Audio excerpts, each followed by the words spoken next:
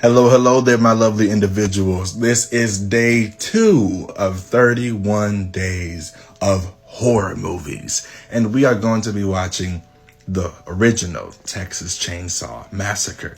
Okay, I'm going to watch it, and then I'm going to tell you what I thought. Ba-da-ba-ba-ba, some scary shit.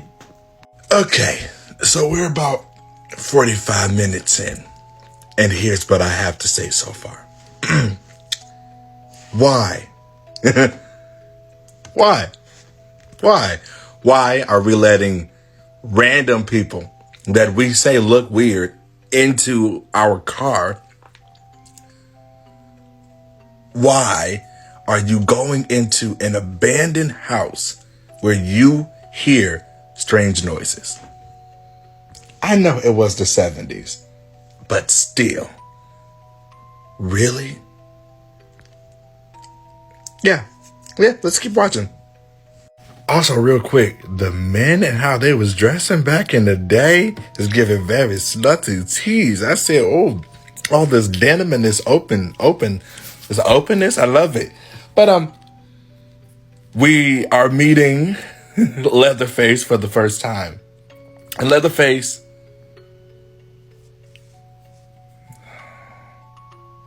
why are you making noises to bring people in? But because you know they go come in. That's why. Okay, I'm gonna keep watching. This is just wow. Wow. Okay, so I just finished it, and what is this movie? Ooh, there's so many things. Let's start off with some backstory real quick. So, Texas Chain Saw Massacre is a 1974 American horror film produced, co-composed, and directed by Tobe Hooper, who co-wrote it with Kim Henkel. The film stars Marilyn Burns, Paul A. Partain, Edwin Neal, Jim Siedow, and Gunnar Hansen. Who played Leatherface? Let's start there. Who played Gunnar Hansen?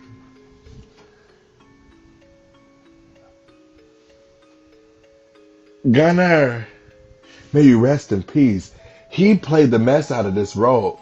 It's one thing to play a villain, right, in a horror franchise, what have you.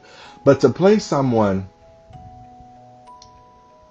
who doesn't say a word but has a lot of sound and can act through the eyes through a mask is hella impressive.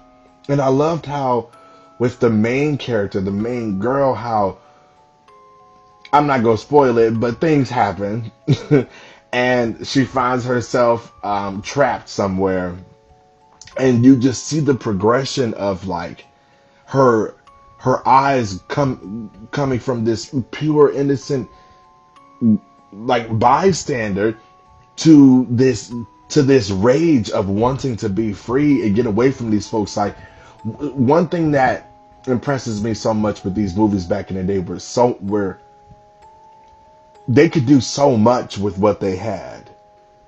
And that's on 2001 Space Odyssey. Like they did, like this is impressive. I love how they really show you the gore, but it's also tasteful. It's not like too crazy. It's not too much. And it makes Leatherface an iconic, new franchise villain because he comes from what his family make him do, and just oh man, this was wild. I give this, just for the sake of what these folks were able to do with this film, I give it a 9.7 out of 10. But yeah, I I cannot imagine watching this in a movie theater the first time. I would be scared out of my mind. Like, and let me say this: if there ain't one thing you learn from this motherfucking movie, it's to not go in no dang on abandoned house. Why? Why?